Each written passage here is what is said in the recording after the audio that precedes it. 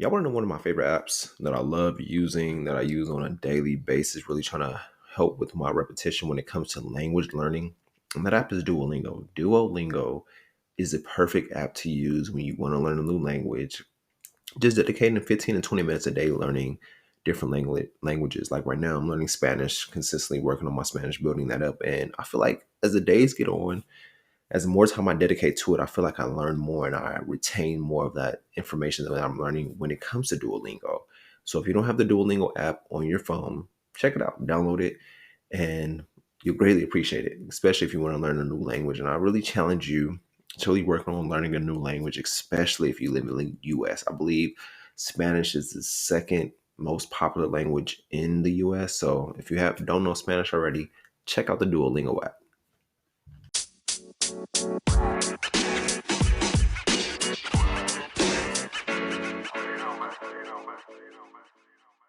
To Sana IE. I'm your XO. This is your first time listening. Welcome to Sana IE. And I bet you're wondering, what is Sana IE? Sana IE is a personal development platform for millennials who struggle with their brain health. On every episode, we drop tips, we drop tricks, we drop knowledge, we drop research, we drop statistics, and just different things to help out when it comes to our brain health and really educating us on getting better when it comes to our brain health. If this is your first time listening, I just want to thank you for taking the time out of your day for listening, whether you're at the gym, you're on your way to work, you're at home cleaning up, whatever it may be. This show isn't possible without you. So I just want to express my gratitude for you for coming in and tuning into today's episode. Now, I bet you're wondering, what does today's episode consist of? Well, today's episode consists of who wants to be a millionaire? I know we all do. We all have millionaire goals, millionaire um, strides, but it's like, what do we do to get there? And I found some research. I love doing my research, and I found some tips that we can use when it comes to putting our steps towards that millionaire lifestyle and doing the little things now so our future self can benefit and we can reach that millionaire status. But first, let me kick off the show with some quotes of the day. And my first quote is, accept new beginnings and let them lead you to positive transformations. We can be hesitant to new things, starting something new, doing new things, and understanding that we have to move forward within our lives and not let old habits hold us prisoner to our past or to our present. And understanding like, maybe it's time to try something new. Maybe it's time to go into a new job. Maybe it's time to start a new business. Maybe it's time to date new people, meet new friends, and accept new beginnings, because new beginnings lead to positive transformations. And we have to understand that everything has an expiration date. Everything eventually dies out, and we get little signs to where we get that status, or we get that, like I said, the signs to know maybe it's time to leave this relationship. Maybe it's time to leave this job. Maybe it's time to leave this friendship. And we are sometimes we're oblivious to the signs. We're so stuck in our identity of who we are that we have to let that go and realize that there's a new identity for us to become. And there's a new beginning for us to embark on. So understanding that, accept new beginnings and let them lead you to positive transformations. My second quote is, the person you are and the person you want to be are only separated by discipline. Are you a disciplined individual? I know when it comes to like a lot of people, we all get motivated when it comes to doing goals, doing new things, but we have to understand that maybe I have to get some discipline in this area of my life. Maybe I have to be disciplined when it comes to my finances, especially with this episode. We're talking about how to become a millionaire. You're going to have to do some discipline when it pertains to that, and understand like who am I now, and who do I want to be? And you really have to ask yourself those questions, as well as understanding that who I want to be, I have to discipline myself. I have to eat right. I have to do some workouts. I have to go to the gym. I have to be aware of my finances. I have to journal. I have to meditate. I have to be present with my family. I have to be present with myself. But once again, that quote is, the person you are and the person you want to be are only separated by discipline. And now we get to the segment of the day. Who wants to be a millionaire, or how to become a millionaire? Number one would be, have 3 or more streams of income. Did you know 99% of people chase money and only 1% make it. Ain't that weird? 99% of people chase money. I know we all chasing the money. We always chasing the bag. But it's like only 1% make it. Are you in that 1%? Sometimes you have to ask yourself, am I in that 1%? Or am I just chasing money? Am I chasing check after check where you live in paycheck to paycheck? Majority of the world lives paycheck to paycheck. And we can break from that cycle, but we have to learn how do we break from that cycle from living paycheck to paycheck.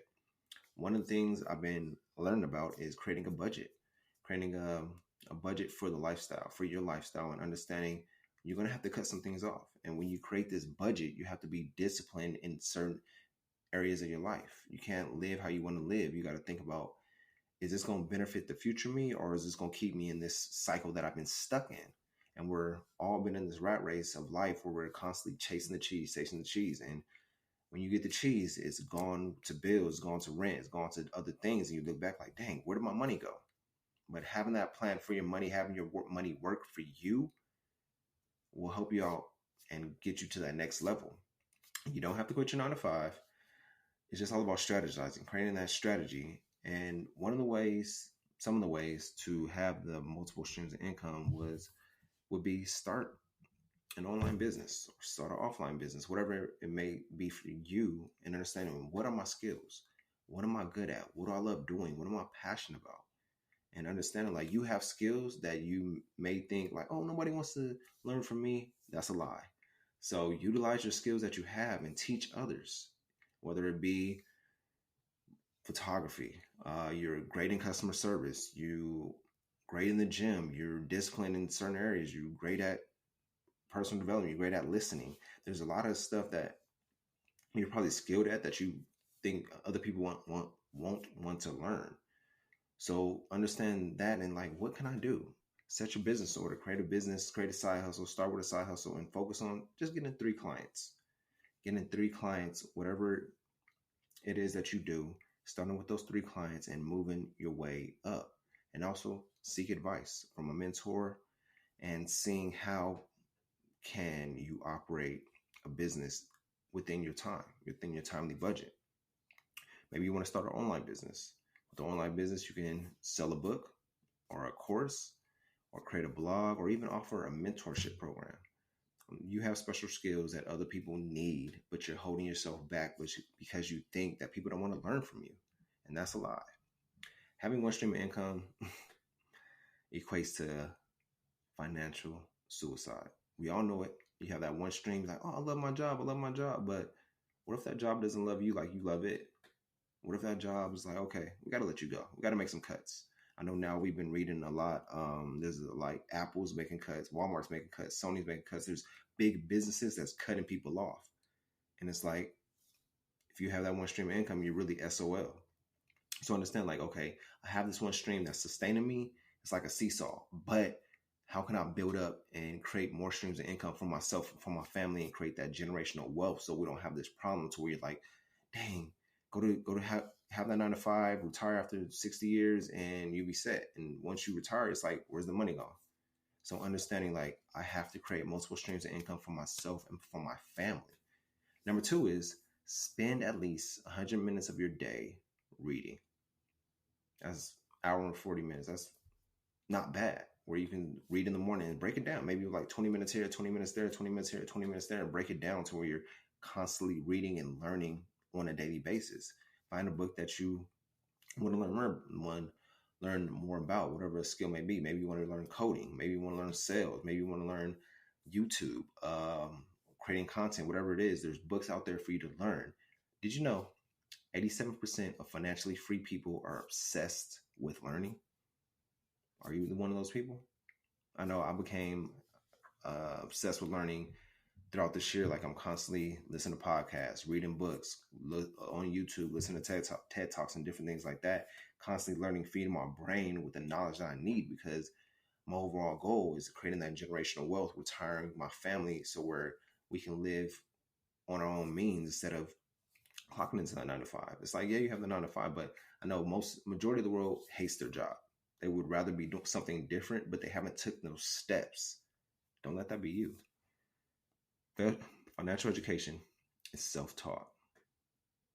And if there's some books that I can recommend when it comes to reading, it'd be Human Nature. My next favorite book would be Atomic Habits. Then Think and Grow Rich by Napoleon Hill. The Psychology of Money. Understand the knowledge you obtain, you can earn with it. Be constantly focused on learning. The more you learn, the more you earn. Understand that. The ultimate modern flex is staying anonymous, become filthy rich, and having a great physique. So learning, feeding your brain, and as well as feeding your body, getting in the gym, staying focused on your workouts. Simplicity is the new rich. And number 3, wake up at 4 a.m. or even 5 a.m. I know you're thinking like 4 or 5, like nah, I like to wake up at 7 and then get ready for my day. But did you know waking up early, you add more time to your day? You add like 3 hours to your day. I know most of us wake up at probably 7 or 8 a.m. But you add more time in your day. We have 3 extra hours in the day where you can work on a business, where you can read, where you can prepare for your day, where you can maybe hit the gym. Waking up at 4 or 5 a.m. puts you ahead of the pack. And that cultivates successful habits. In that morning, you can make your bed, drink a liter of water, which flushes out your system and helps out your organs. Maybe take that morning walk or hit the gym or even read for 30 minutes and prepare for your day. So it's like you waking up earlier helps you out in the long run to create some successful habits for yourself. Success is hidden in your daily routine. Maybe you have to analyze, like, what is my daily routine right now? What am I doing? What am I doing right? What am I doing wrong? What do I need to get better at? Creating and cultivating that daily routine where it becomes religious to you. So you're constantly doing nonstop. And it's like, this is what you do. This is who you become. And sometimes you have to look ahead into the future, 5, 10 years from now. What do you want to be? Do you want to be a millionaire, financially free, have your time freedom? Or do you still want to be clocking into that 9 to 5? The decisions you make now will benefit your future self. Number 4 would be sleeping only 6 to 7 hours only. It's hard at first, but you'll adjust with time. I know I adjusted with time with getting my sleep in, waking up at 4 a.m. It's been very beneficial. Make your bed a safe haven for you to sleep. Have them blackout curtains or black out your room. Set the room temperature to 65. Put the cell phone, the screens, the TVs all in a different room. Just focus on getting your rest. A good night's sleep will help you focus 10 times better the next day. Prioritize your sleep. And a recipe for a good night's sleep, besides the blackout curtains, besides setting that room temperature, having those blue phones out your way, would be active during the day. Be constantly moving, doing things, being active where you working out or going for a walk or doing some type of activity for your body, as well as investing in your room. How is your bedroom now? Is it peace? Is it somewhere you like to sleep where you like, okay, I can sleep 6 to 7 hours here without being distracted? I know nowadays most of us like to lay in our bed, be on Instagram, be on TikTok, be on social media, or checking emails, whatever it may be. And that's detrimental to your sleep because you're not getting that good quality sleep. And I dropped the episode talking about how to get good quality sleep. I'll put the link in the show notes. But understanding, like, my sleep is a priority. I want the 6 to 7 hours of sleep so I can be 10 times focused the next day. Also, not eating 3 hours before bed. Our body takes 3 hours to digest food, whatever it may be. You eating meat, you eating vegetables, you eating fruits, whatever it may be. Given that 3 hour gap to where you're not eating before bed, it will help you out tremendously. As well as wearing comfortable PJs or sleeping naked. Me personally, I recommend sleeping naked. But understanding that, because that all helps you out in the long run. Maybe you have to start off with setting an alarm. Setting an alarm to getting in only 6.5 hours of sleep. I know on my iPhone, I got this sleep. I forgot what it is, but every 8 p.m. every night, it goes on to where my phone just goes on do not disturb. It has a sleep. I forgot what it is, but it goes on, and that's when I'm like, okay, that's when I know it's time to get ready for bed. It sets an hour before, so about 9 o'clock, I'm asleep, ready, go to sleep, and ready for the next day. I used to do alarms, but now my body's on that clock to where I'm waking up at 3, 4 in the morning and getting ready for my day instead of having them alarms. Because, when the alarms get off, you want to hit snooze, go to sleep. Like, oh, just 10 more minutes. That 10 minutes turn to 20 minutes and you 20 minutes behind instead of 20 minutes ahead. But getting used to that, really getting the quality sleep. And number 5 is adopt writing habits. This is a game changer. Did you know you can download your thoughts on paper and you'll achieve your goal 10 times faster? Writing out your goals or writing down a goal that you have, writing it down, you see it, put it on the wall, you visualize it in understanding like, what process do I need to start to accomplish this goal? And also visualize the end goal. Sometimes we'll have a goal, but we don't visualize the end goal, how the goal is going to go, the action steps that we're going to take when it comes to this goal. We're like, oh, I want to make $1,000,000. Okay, when you make that $1,000,000, what are you going to do?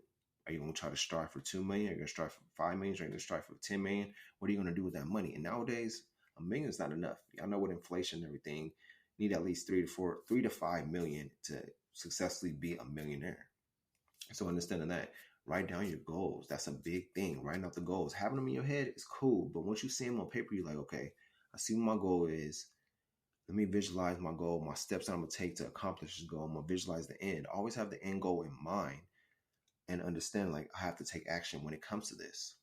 Create the goals and hold yourself accountable. Maybe you have to send your goals to a family member, to a friend, and saying, yo, this is my goals for the week, or this is my goals for the next 2 to 3 years.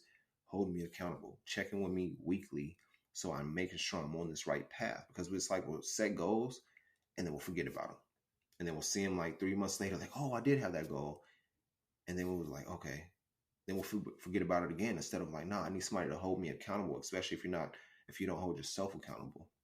Number 6, take risk. Let fear of the unknown set you free. You know, fear is just an acronym for false evidence appearing real. So let that fear set you free. Walk in faith, don't walk in fear.